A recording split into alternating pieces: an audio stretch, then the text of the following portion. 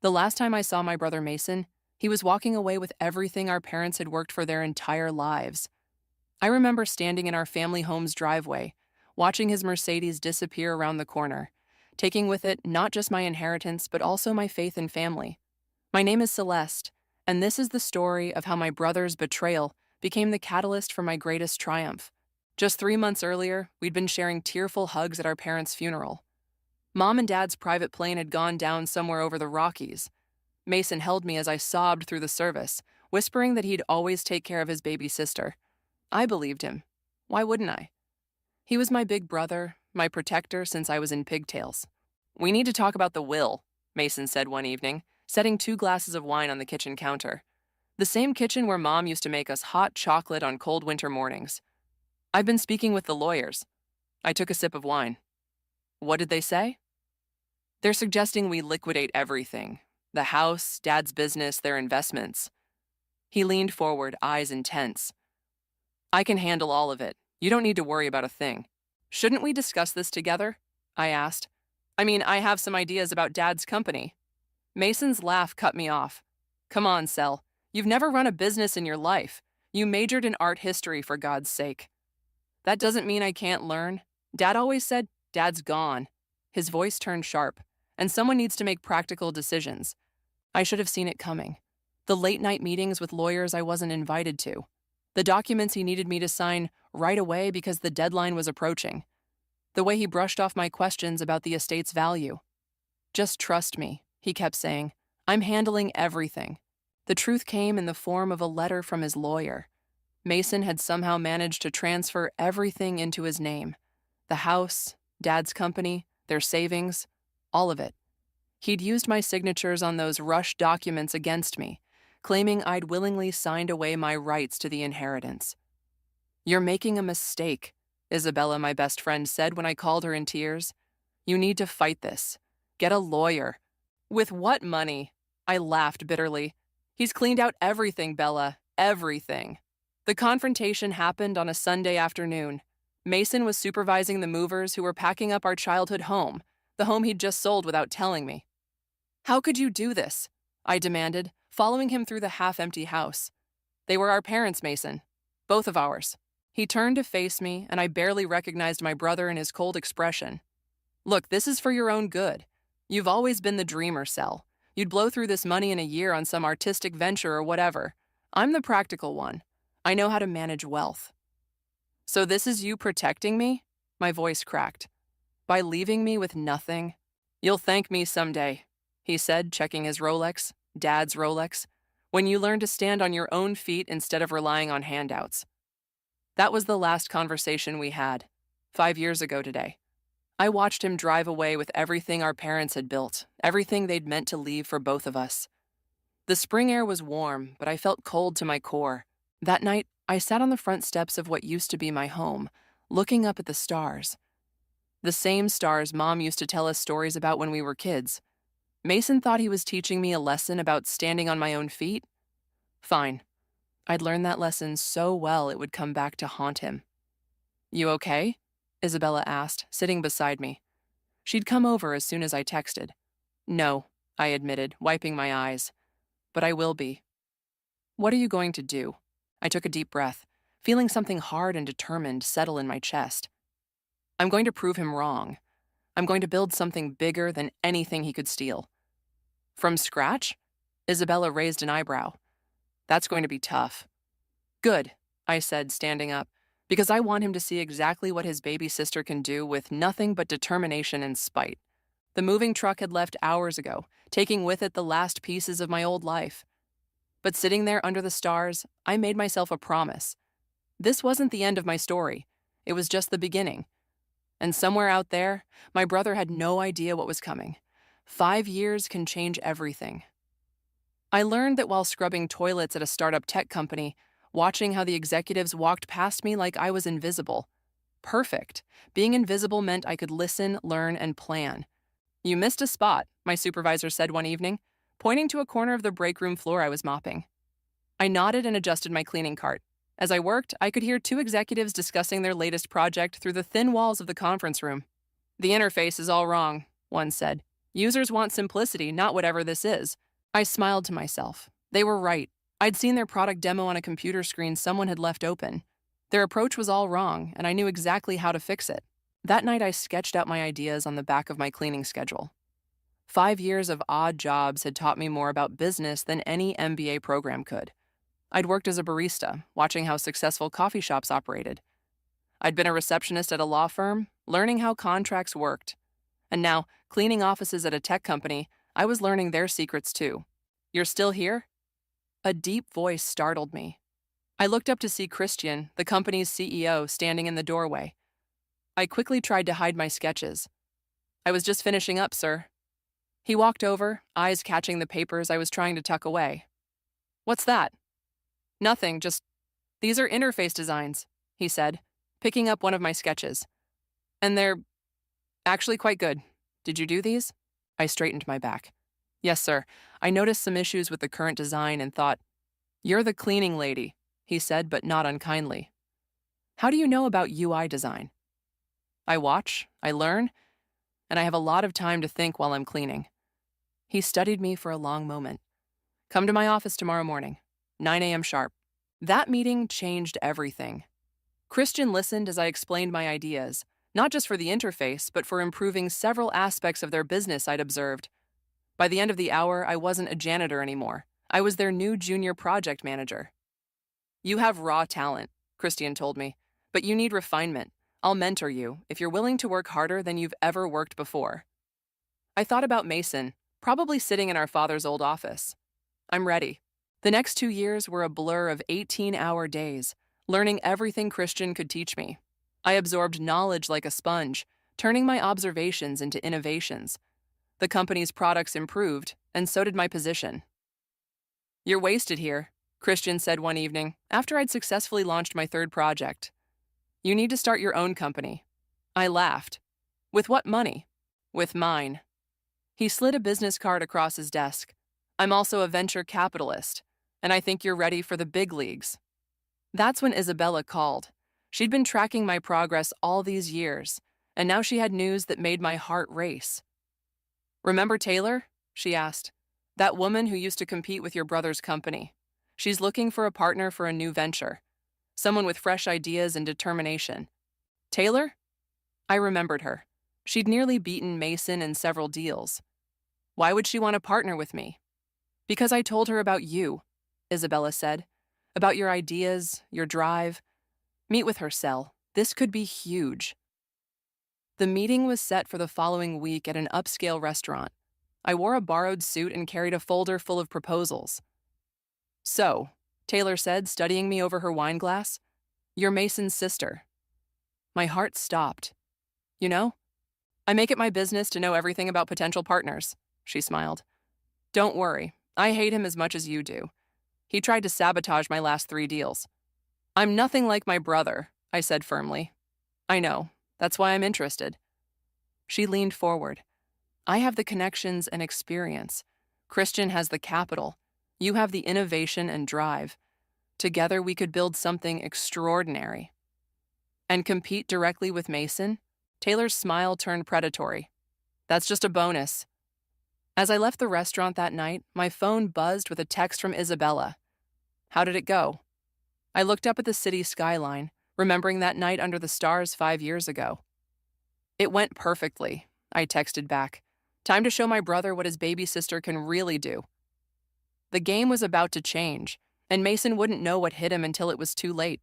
"Wolf Tech Solutions," I said, testing the name out loud in our newly leased office space. Empty now, but not for long. "Has a nice ring to it," Taylor said, measuring the windows for blinds. "Your brother will hate it," I smiled. "He doesn't own our family name." The next few months were a whirlwind. Taylor's connections and my innovations proved to be a perfect match.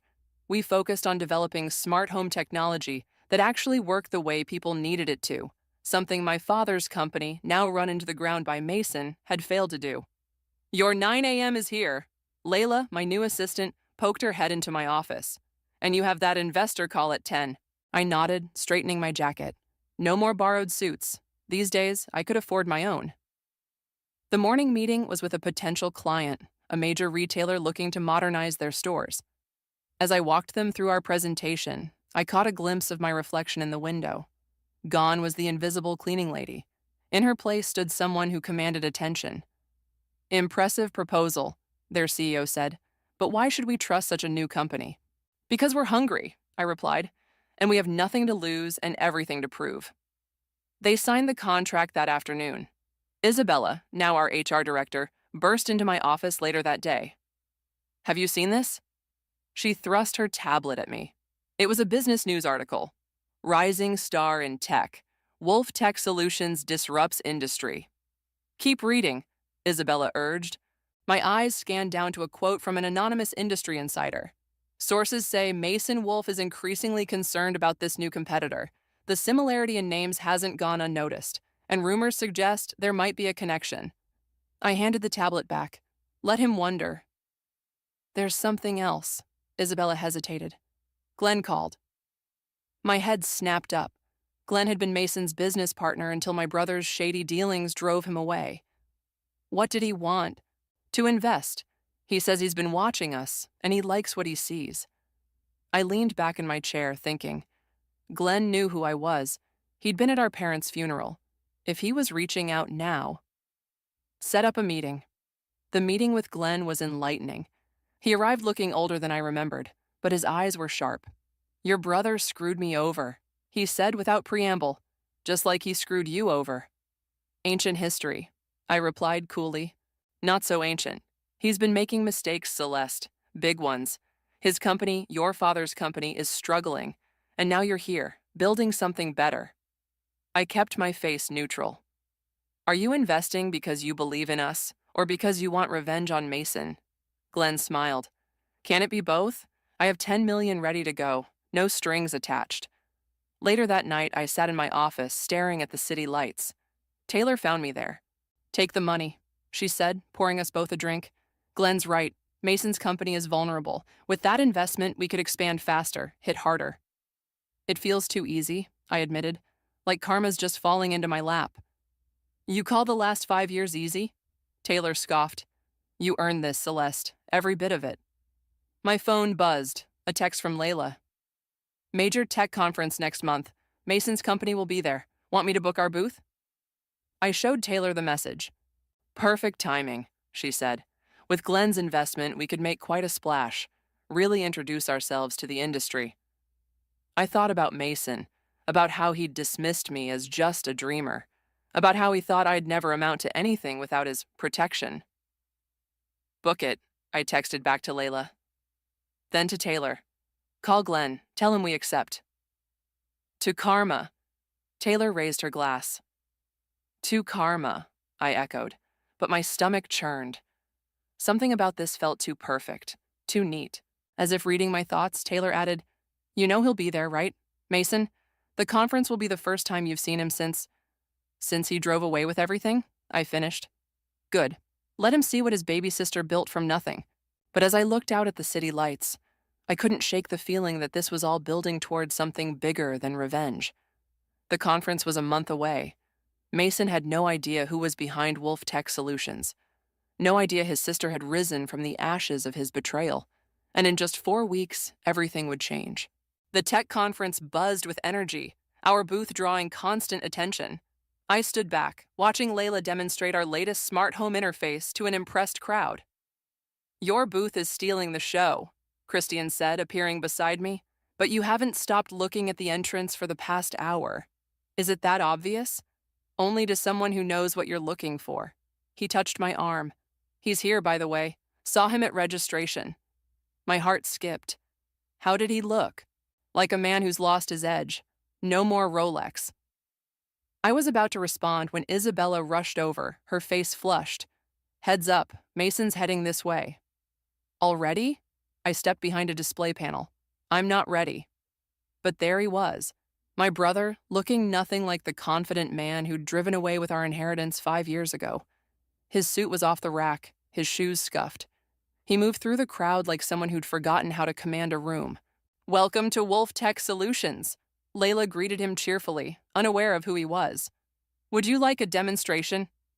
Mason's eyes darted across our booth, taking in the sleek displays and the crowd of interested investors. This is impressive. Who owns this company? Our CEO will be speaking at the main presentation this afternoon. Layla replied smoothly. You should attend. I watched him examine our logo, his brow furrowing at our family name. Before he could ask more questions, Taylor appeared. Ah, Mason, she said, her voice dripping with false warmth. What brings you to our humble booth? He stiffened. Taylor, this is yours? I'm just a partner, but stick around. You'll meet our CEO soon enough. Mason's face darkened. I've heard rumors about this company. The name, the timing. It's not subtle. Neither was stealing your sister's inheritance. Taylor shot back quietly. I held my breath, watching the color drain from Mason's face. Before he could respond, an announcement echoed through the convention center. Keynote presentation beginning in 15 minutes. You should find a good seat, Taylor suggested. It's going to be quite a show. Mason walked away, glancing back at our booth repeatedly. Once he was gone, I emerged from my hiding spot, hands shaking. You okay? Isabella asked. No, I admitted. But I will be. How's the presentation looking? Perfect, Taylor said. Ready to shock the industry? The main hall was packed when I stepped onto the stage. Under the bright lights, I could barely make out individual faces, but I knew exactly where Mason was sitting. Third row, center.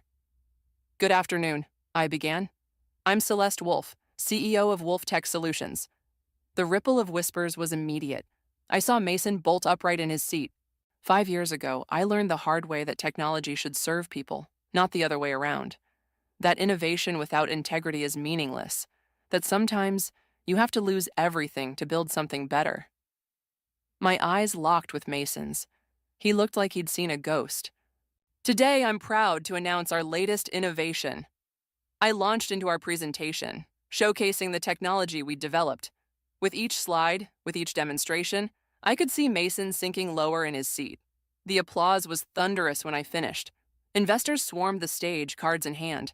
Through the crowd, I saw Mason standing at the back of the hall, staring at me with an unreadable expression.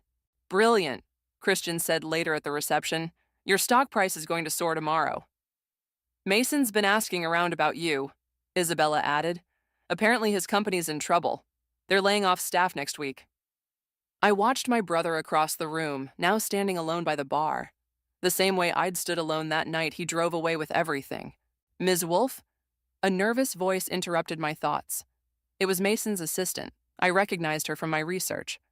Mr. Wolf would like to speak with you. He's prepared to discuss a potential collaboration. I caught Taylor's eye across the room. She raised an eyebrow, asking silently if I wanted her to run interference. Tell him, I said clearly, that my schedule is quite full, but he's welcome to apply for a position through our HR department, just like anyone else. The assistant's eyes widened as she caught my meaning. As she hurried back to Mason, I saw him receive my message.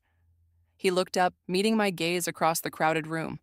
For the first time in 5 years, I saw something I never expected to see in my brother's eyes: fear. 2 weeks after the conference, Mason's resume landed on my desk. Isabella brought it herself, a slight smirk on her face. He actually did it, she said, dropping the folder in front of me. Applied for a senior project manager position. His cover letter is interesting. I opened the folder. The resume was impressive, or would have been, if I didn't know the truth behind each accomplishment. The cover letter, though, made me pause. Did you read this? I asked Isabella. I know I'm probably the last person you want to hire, she quoted, but I'm out of options, and you're the best in the industry now. Pretty humble for Mason, isn't it? A knock at my door interrupted us. Layla poked her head in. He's here for the interview. Already? I glanced at my watch. He's 20 minutes early. Should I tell him you're busy? I stood up, smoothing my dress. No, send him in. Mason entered my office like a different person from the brother I knew. Gone was the arrogant stride, replaced by careful, measured steps. He'd shaved his designer stubble, and his suit, while clean, had definitely seen better days. Celeste, he said softly. Thank you for seeing me. It's Ms. Wolf in this office, I corrected him. Please, sit down. He sat, hands folded in his lap. Through the glass walls, I could see other employees trying to sneak glances at our reunion. Your resume says you have experience in project management, I began, professional and cold. Celeste, Ms. Wolf, can we talk about what? I cut him off. About how you stole my inheritance? About how you left me with nothing? Or about how that was supposedly for my own good? He flinched. I was wrong. I know that now. Wrong about what specifically? About my ability to handle money? About my business sense? Please, enlighten me. About everything. His voice cracked. I watched your presentation at the conference. What you've built, it's incredible. Better than anything Dad's company ever did. Better than anything I could do. I leaned back in my chair, studying him. Why are you really here, Mason? I'm broke, he admitted. The company, Dad's company, I ran it into the ground. I made bad decisions, trusted the wrong people. Last week I had to lay off half the staff. And now you want a job from your little sister, the dreamer, the one who needed protecting from herself? He looked down at his hands. I deserve that. I deserve worse. But I'm asking for a chance. Any position, any role, I'll start at the bottom if I have to. A memory flashed. Me in my cleaning uniform, mopping floors, watching and learning. I pressed a button on my phone. Layla, please bring in the janitorial staff application. Mason's head snapped up. What? You said any position, I reminded him. Did you mean it? I have an MBA, years of experience. And I had an art history degree when you left me with nothing, I cut in. You want to prove yourself? Start where I started. Layla brought in the application. Mason stared at it for a long moment before slowly reaching for the pen. One condition, I added. You don't tell anyone you're my brother. You earn everything on your own merit, just like I did. He nodded, beginning to fill out the form. The other employees, they don't know? Only my executive team knows, and they're loyal to me, not you. As he wrote, I noticed his hands trembling slightly. When can I start? Monday, 6 a.m. sharp. Layla will show you out. After he left, Isabella came back in. A janitor? Really? It's perfect, Taylor said, entering from the side door where she'd been listening. Let him learn humility the hard way. Are you sure about this? Isabella asked, having him here, watching him every day. I walked to the window, watching Mason leave the building. He looked up, seeing me there, and for a moment I remembered us as kids, him pushing me on the swing in our backyard, promising to always look out for me. You know what Dad used to say? I turned to my friends. That the true measure of a person isn't how they handle success, but how they handle starting over. And you want to see if Mason can start over, Taylor concluded. No, I corrected her. I want to see if he can earn his way back. Not just to success, but to being my brother again. Isabella squeezed my hand. Monday should be interesting. I looked at Mason's application on my desk. Monday will be just the beginning.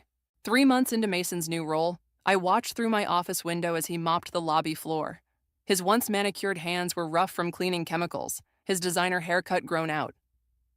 He's actually good at it, Layla said, bringing in my morning coffee. Never complains, always shows up early. The other cleaning staff love him. Any idea they're working with a former CEO? None. He keeps to himself mostly. Though, she hesitated. What is it? Yesterday I saw him helping the cafeteria staff during lunch rush, voluntarily. Said he noticed they were understaffed. I was about to respond when Isabella burst in. We have a problem, a big one. She closed the door behind her and lowered her voice. Remember those shady deals Mason made before his company tanked? They're coming back to haunt him, and potentially us. What do you mean? 2 men were asking about him in the lobby. They didn't look like businessmen, if you know what I mean. More like the kind of people who break kneecaps for a living. I pressed my intercom. Send Mason up, now. 5 minutes later, he stood in my office, still in his cleaning uniform, looking nervous. Sit down, I ordered. Tell me about Victor Santos. His face went pale. How do you answer the question? He slumped in the chair. I borrowed money from him when the company was failing. He's not the kind of lender you find at a bank. How much? 2 million. I stood up, pacing. And now his collectors are sniffing around my company, putting my employees at risk. I'm sorry, he whispered. I'll leave. Find somewhere else. No. The word came out sharper than I intended. Running away is what got you into this mess. Tell me everything. Now. For the next hour, Mason laid out the whole sorry tale. Bad investments, desperate decisions, loans from people who charged interest by the week. By the end, I felt sick. "These people," I said slowly, "they're dangerous?" He nodded. "Victor has a reputation. He doesn't just take money as payment. Sometimes he demands favors, business information, trade secrets. And now you work for his biggest competitor." I connected the dots. "He thinks you're here to spy for him." I would never. Save it. I pressed my intercom again. "Taylor, my office. Now." Taylor arrived moments later, taking in the scene. Finally dealing with the Santos situation, I spun to face her. "You knew?" "I keep tabs on all potential threats." She shrugged. "Was waiting to see if Mason would come clean about it." I turned back to my brother. "Here's what's going to happen. Taylor, call our lawyers. Mason, you're going to tell them everything. Every detail, every document, every conversation." "It won't matter," he said. "Victor doesn't care about legal—" "No," I cut him off. "But the FBI does. And I'm betting Victor has enough enemies that they'd love to build a case." "You'd do that?" Mason looked up. "Help me? After everything?" "I'm not doing it for you," I said coldly. "I'm protecting my company, my employees." But as I watched him leave with Taylor to meet the lawyers, I remembered something else. A night long ago, when I was 12 and terrified of the dark. Mason had sat outside my door all night, keeping watch, making sure I felt safe. Later that evening, as I was preparing to leave, I saw Mason finishing his shift. He was moving slower, exhausted from the day's events. "Hey," I called out. He turned. "You missed a spot." He looked where I was pointing, then back at me, confused. "Under the security desk," I explained. "There's a camera there. If Victor's people come back, we need a clear view." Understanding dawned on his face. "I'll take care of it." "Mason?" He paused. "Next time something like this happens, tell me before it shows up at our door." "Our door?" he asked quietly. I didn't answer, just turned and walked away. But we both knew something had shifted.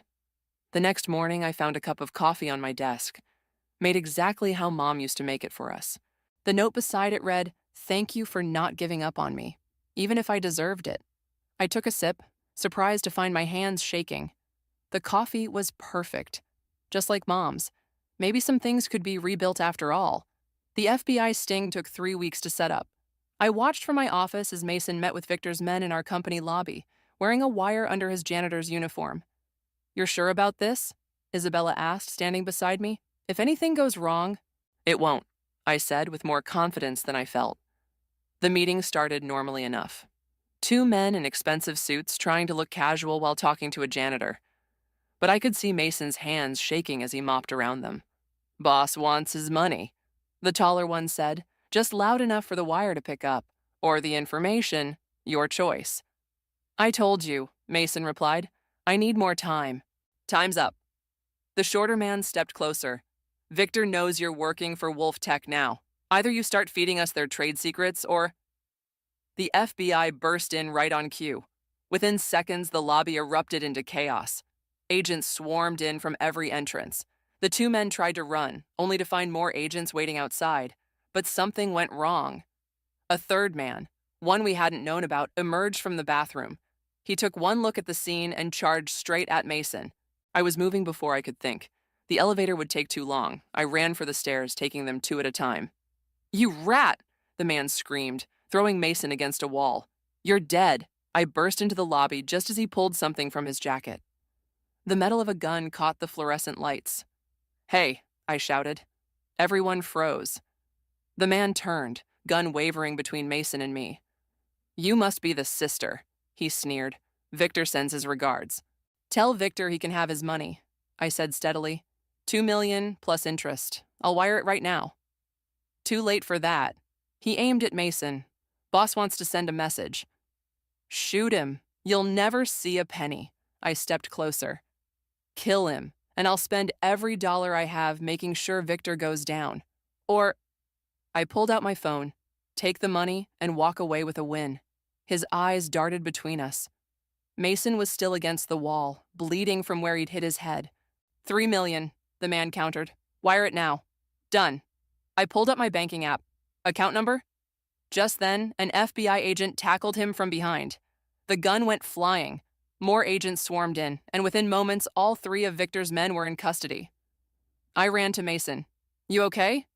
He touched his head, wincing. Why did you do that? Put yourself at risk. Because you're my brother, you idiot. The paramedics insisted on checking him out. As they worked, an FBI agent approached me. Ms. Wolf, we got them all, including Victor. Your brother's testimony and the wire recording will put them away for a long time. I nodded, watching Mason argue with a paramedic about going to the hospital. Some family drama you got here, the agent added. Don't see many CEOs offering to pay millions to save the janitor. He's not just... I stopped. Actually, he's one of our most valuable employees. Later that night, after the chaos had died down and Mason had been cleared by the doctors, I found him cleaning up the mess in the lobby. You don't have to do that, I said. Go home. Rest. I want to. He wrung out his mop.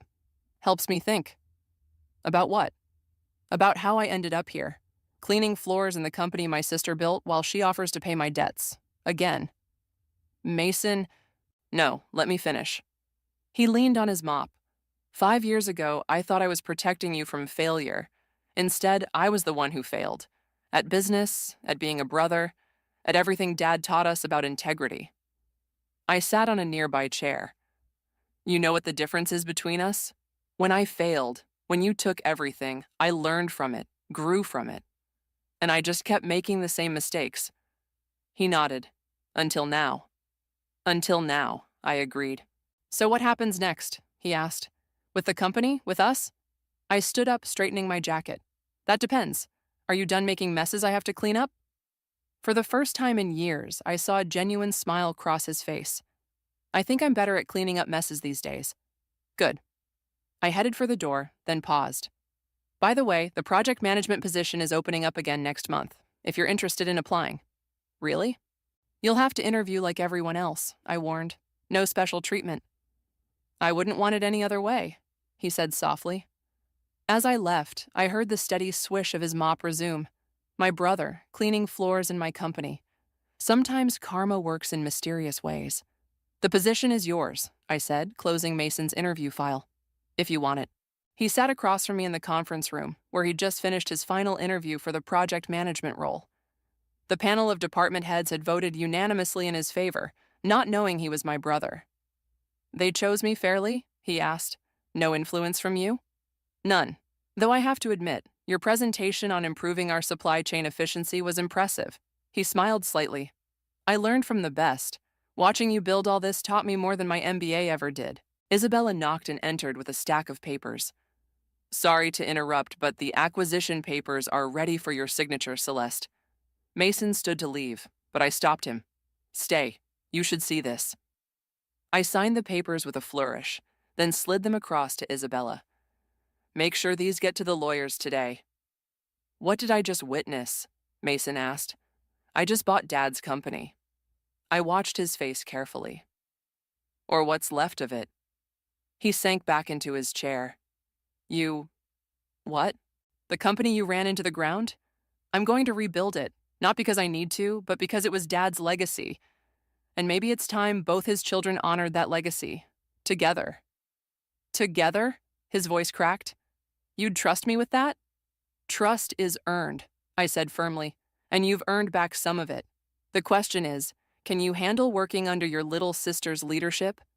Before he could answer, Layla rushed in. Sorry to interrupt, but you need to see this. She turned on the conference room TV. A breaking news story showed Victor and his associates being led into court in handcuffs. Crime boss Victor Santos and associates indicted on multiple charges, the newscaster announced. Sources say testimony from a former business associate was crucial in breaking the case. I muted the TV. Looks like you're finally free of them. Mason watched the screen. Because of you.